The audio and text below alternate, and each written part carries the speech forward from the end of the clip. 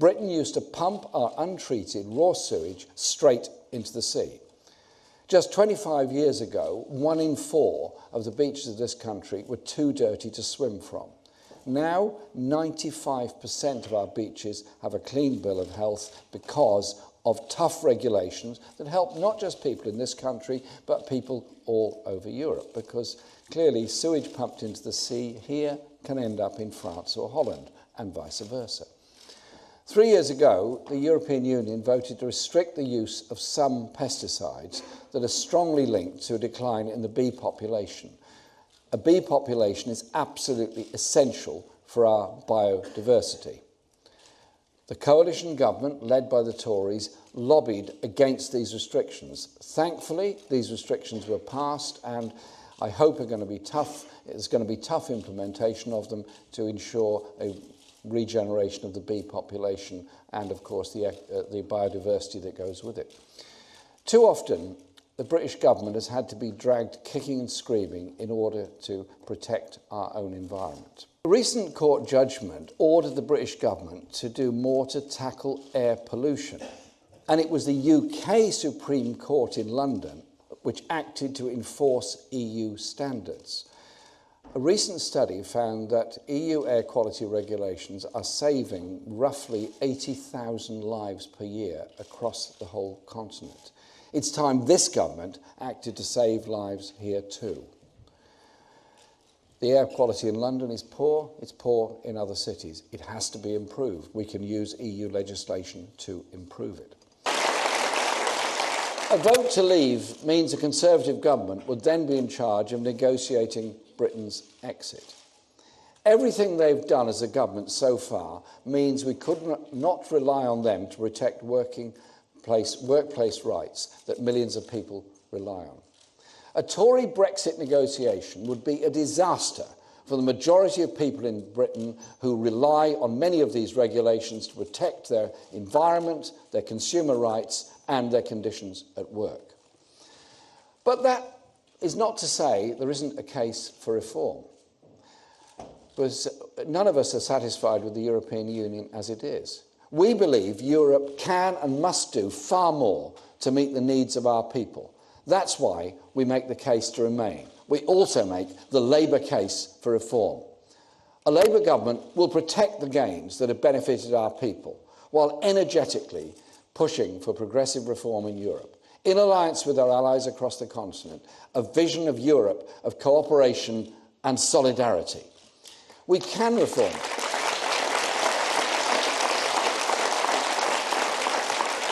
We can reform to get a better deal for consumers, to strengthen workers' rights across Europe and prevent the undercutting of wages, to meet the challenges posed by migration and the refugee crisis.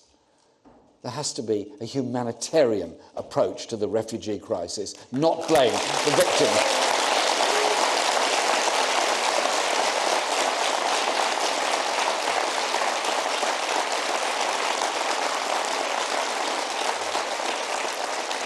Not to blame the victims of wars all over Europe and all over the Middle East and elsewhere.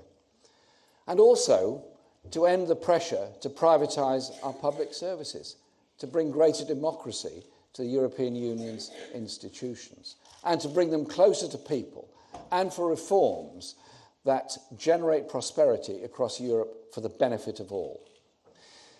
Many people will be taking a European holiday in the coming months. They'll be benefiting from lower airfares and cheaper roaming charges on their mobile phones. But there are other areas where, working with our political allies in Europe and the 27 other countries representing over 450 million people, we can use our collective negotiating power to stop corporations taking consumers to the cleaners. I have been campaigning for a Remain vote in the European Union because I think we have to work with like-minded people across Europe who want to deal with tax havens and tax avoidance, who want a continent that does protect its environment and encourage others to protect its environment. but also one that's in solidarity with people rather than seeing them all as enemies. Half of our economy is very much tied to the European Union.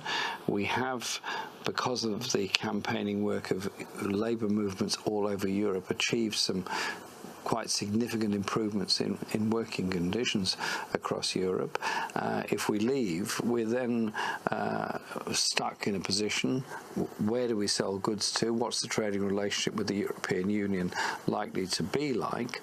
And secondly, would we then sign up with the equivalent of TTIP solely between Britain and the USA, with all the damage that that does?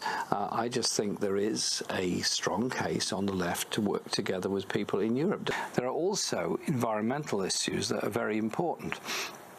The European Union has actually been quite good at improving environmental conditions across Europe.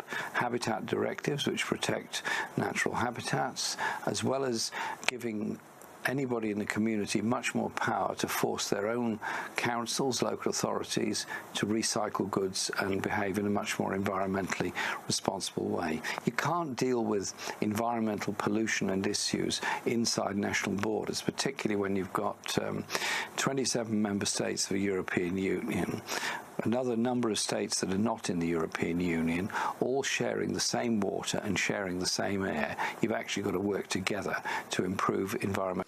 So, Europe needs to change. But that change can only come from working with our allies in the European Union to achieve it.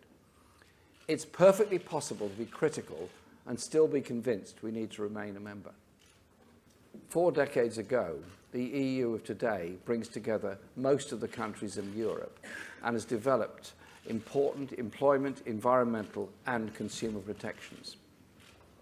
I've listened very closely to the views of trade unions, environmental groups, human rights organisations and of course to Labour Party members and supporters and fellow members of Parliament. They are overwhelmingly convinced that we can best make a positive difference by remaining in Europe. Britain needs to stay in the EU as the best framework for trade, manufacturing and cooperation in the 21st century. Tens of billions of pounds worth of investment and millions of jobs are linked to our relationship with the EU, the biggest market in the world. EU membership has guaranteed working people vital employment rights, including 4 weeks paid holiday, maternity and paternity leave, protection for agency workers, health and safety in the workplace. Being in the EU has raised our environmental standards, from beaches to air quality, and protected consumers from rip-off charges. But we also need to make the case for reform in Europe. The reform David Cameron's government has no interest in, but plenty of others across Europe do. That means democratic reform, to make the EU more accountable to its people. Economic reform, to end self-defeating austerity and put jobs and sustainable growth at the centre of European policy.